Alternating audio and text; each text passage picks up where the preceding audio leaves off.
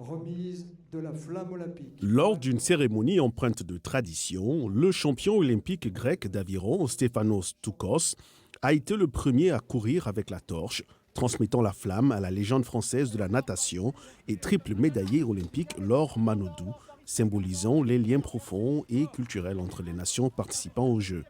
Oui, beaucoup de fierté, beaucoup de stress aussi, mais d'abord beaucoup de fierté, de joie et j'espère que tous les porteurs de la flamme ressentiront la même chose que moi. Devant une foule rassemblée pour assister à l'allumage de la flamme sur le site archéologique de l'ancienne Olympie, le président du comité international olympique, Thomas Bach, a souligné que les Jeux olympiques sont un message de paix et de joie dans le sport. Il a exprimé l'espoir que cet esprit soit porté jusqu'à Paris et qu'il brille dans la ville lumière. C'est le message du transfert de l'esprit olympique de l'ancienne Olympie il y a 2800 ans à Paris 2024. Cette mission, ce message des Jeux n'a pas changé. Les Jeux ont toujours été fondés sur la paix et censés contribuer à la paix et à la joie du sport. Le président du comité olympique grec, Spyros Kapralos, a par ailleurs rappelé la tradition de la Grèce antique où les États en guerre mettaient fin à leurs conflits pour participer aux Jeux, une tradition qui trouve un écho dans la trêve olympique moderne.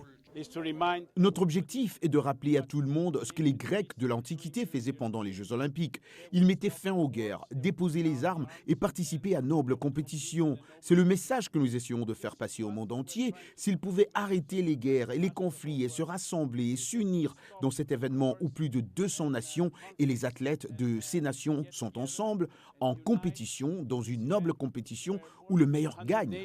En raison du ciel nuageux, l'actrice grecque Marie Mina, dans le rôle de la grande prêtresse, a allumé la torche à l'aide d'une flamme de secours au lieu du miroir parabolique traditionnellement utilisé, marquant le départ d'un relais en Grèce et en France.